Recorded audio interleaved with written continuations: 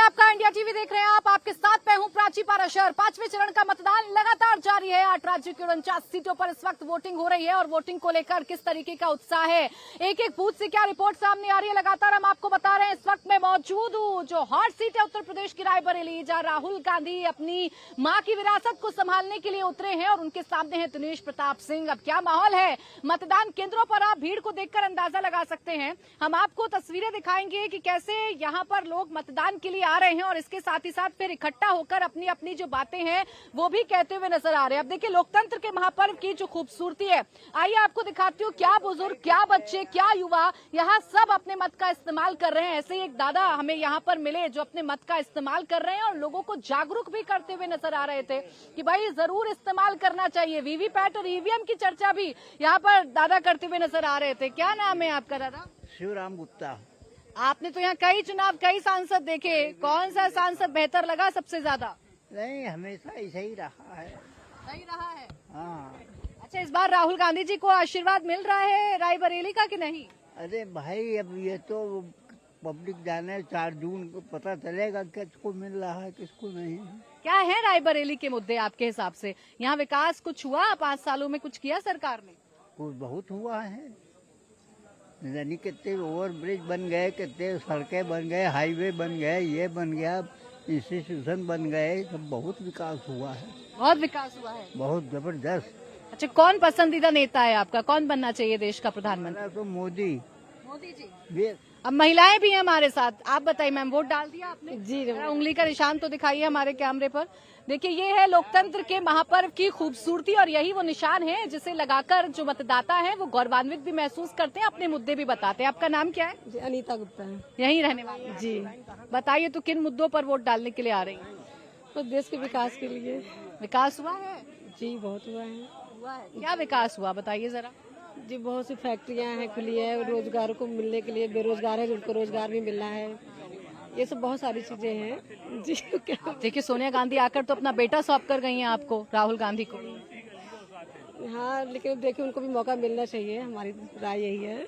आपका क्या नाम? दीपिका। आप क्या करती हैं?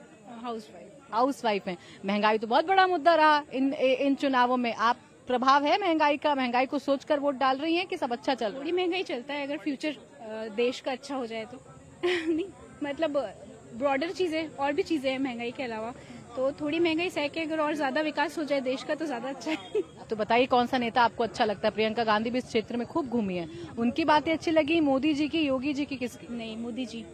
मोदी जी की। और योगी जी की भी। अब यहाँ देखिए वोटर्स के बीच में चर्चा। आप बताइए भैया, क्या नाम है? आर्यन मिश्रा। डाल दिया आपने वोट?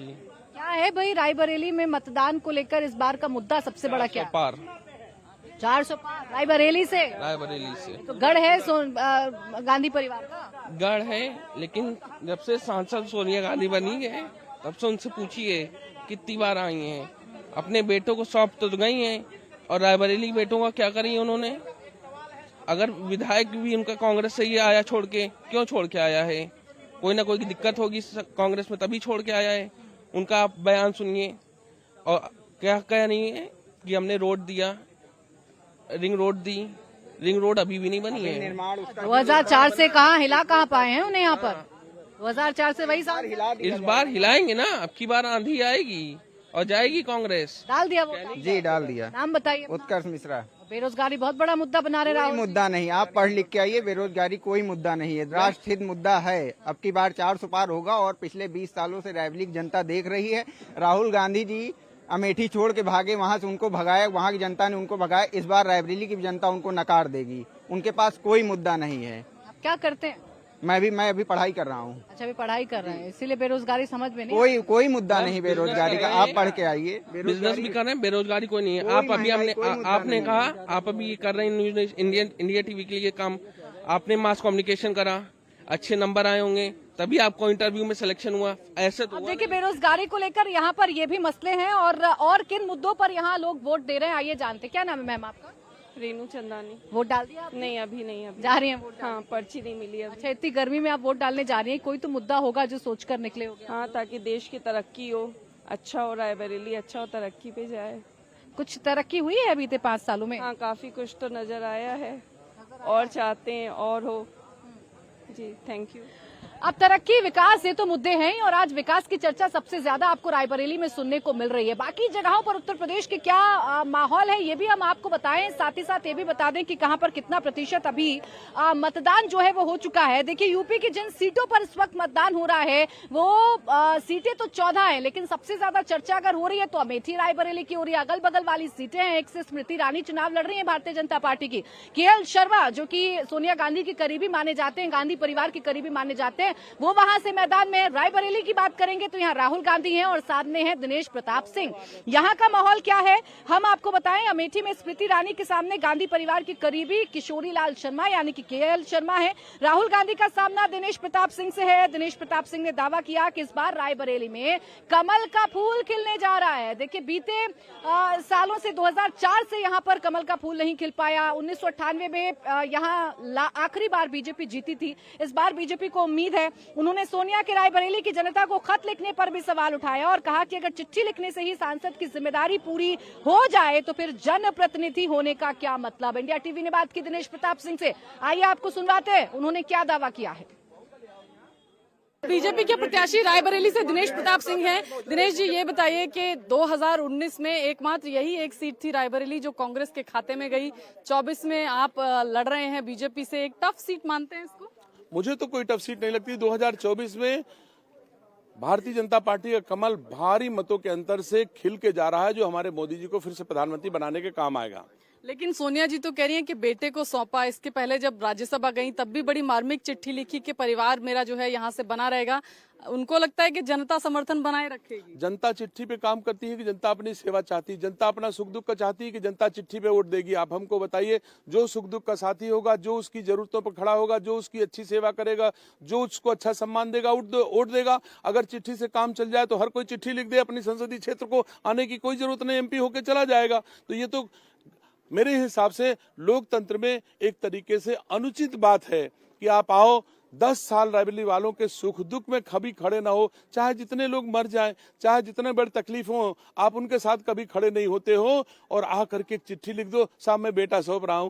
ऐसा क्या मतलब हो गया बेटा सौंप रहे हो? अरे पहले बेटा जवान था ना, 2019 में बेटा जवान था, उस समय सौंप देते। 2014 में बेटा जवान था, उस समय तुमने बेटी को दिया था पहले, आज बेटा देने चली आई हो। इन्होंने पहले बेटी को भी रायबरेली का प्रभारी बना के रायबरेली के पहले सांसद चुनी गई, उसके बाद इन्होंने अपनी बेटी को रायबरेली का प्रभारी बनाया। रायबरेली की इन्होंने अपनी बेटी को प्रभारी बनाने के बाद बेटी ने अपने स्टाफ को रायबरेली का प्रतिनिधि बना दिया। ना तो सोनिया गांधी मिली, ना प्रियंका गांधी मिली, ना किशोरी लाल शर्मा मिले, तीन के तीनों नहीं मिले। अब कितनों को सौंपेंगी? 24 में 52 की याद दिला रहे हैं आप जनता को कि 24 में जो लोकसभा का प्रत्याशी है वो 1952 के लोकसभा के कैंडिडेट सांसद की याद आप जनता को दिला रहे हैं। नहीं, हम भारतीय जनता पार्टी के लोग कभी पंडित दीनदयाल को नहीं भूल सकते, हम श्यामा प्रसाद मुखर्जी को नहीं भूल सकते। अगर कांग्रेस भूल रही है अपने उन लोगों को रायबरेली में आकर के, रायबरेली के पहले सांसद फिरोज गांधी थे, तो मैं रायबरेली के लोग मानते हैं कि पहले सांसद का नाम अगर आप ना लो किसी का, आप पंडित जवाहरलाल नेहरू का नाम ले रहे हो, आप इंदिरा गांधी का नाम रायबरेली में ले रहे हो, तो पहले सांसद जो रायबरेली के थे फिरोज खान, उनका नाम क्यों नहीं ले रहे हो आप? और उनका नाम नहीं ले रहे हो तो ये माना जा रहा है कि आप निहित स्वार्थी हो, पूरी तरह से स्वार्थी हो। जिसके नाम पर वोट नहीं मिलेगा तो दादा होने से आप इनकार कर देंगे। तो देखिए आपने सुना, दिनेश प्रताप सिंह तो पूरी तरीके से आश्वस्त हैं और ये कह रहे हैं कि इस बार गांधी परिवार को उनके गढ़ में वो हराएंगे, लेकिन सोनिया गांधी, प्रियंका गांधी और राहुल गांधी की तरफ से अलग दावे किए जा रहे हैं। इन सबके बीच जानना जरूरी ये है कि रायबरेली की जनता के असल मुद्दे क्या है और इसीलिए ग्राउंड पर हमारी पूरी टीम उतरी हुई है। एक जगह पर हम मौजूद हैं एक बूथ पर, और एक बूथ पर मेरी सहयोगी विजय लक्ष्मी भी इस वक्त रायबरेली में ही मौजूद है। विजय जरा दिखाइए माहौल, क्या तस्वीरें? यहाँ तो भीड़ काफी है और लोग बड़ी मुखरता के साथ अपने मुद्दे बता रहे हैं, अपने नेताओं के नाम बता रहे हैं। वहां जरा बताइए क्या चर्चा है रायबरेली में?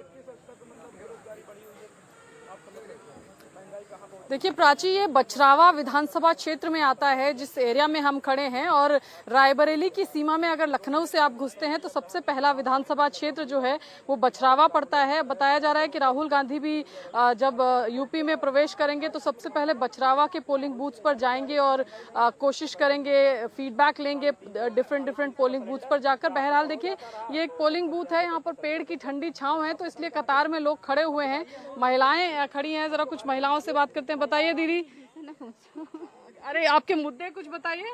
हमको क्या मुद्दा है इस बार चुनाव में? और कुछ पूछ लिया ना। अच्छा चलिए, ये कह रही है कि और कुछ पूछ लीजिए। दादा ये बताइए क्या मुद्दा है इस बार चुनाव में? रायबरेली का क्या मूड लग रहा है? रायबरेली मूड हाँ, परिवर्तन होगा चाहिए, परिवर्तन होए के चाहिए। 100%। काहे? काहे हाँ, का पे समझ में नहीं आवा, हाँ, सब चौपट हो तब वहीं जाई। हाँ, बेरोजगारी अति हो गया हाँ, है समझ में नहीं। हाँ। इतने युवक जते हैं देश में परिवर्तन होना चाहिए रायबरेली में। अरे रायबरेली तो परिवर्तन है यार, लेकिन देश को हुई तब वहीं तो रायबरेली आई। चलिए, क्या लग रहा है देश में? देश के अंतर्गत रायबरेली का ही नंबर, हम्म, और यही होना चाहिए जो होने वाला है, बस बाकी नहीं। तो राहुल गांधी जीतेंगे या? अब ये हम नहीं बता पाएंगे, तो उनका भाग्य बताएगा, ये मैं नहीं बता सकता। मुद्दा क्या है आपको लगता है? लोकल मुद्दे हैं, राष्ट्रीय मुद्दे हैं? मुद्दा मेरा कुछ नहीं, मुद्दा केवल ये है कि मुझे कर्म करना है, कर्म के ही ध्यान देना है, और उसका फल देगा मालिक। चलिए देखिए, ये तो कर्म गीता का पाठ बता रहे हैं कि कर्म करना है। आइए कुछ और मतदाताओं से बात करते हैं। प्राची, जिस तरह से बताया मैंने, बछरावा है ये, और 5 विधानसभाएं आती हैं रायबरेली लोकसभा में। 5 में से 4 सपा को गई थी पिछली बार।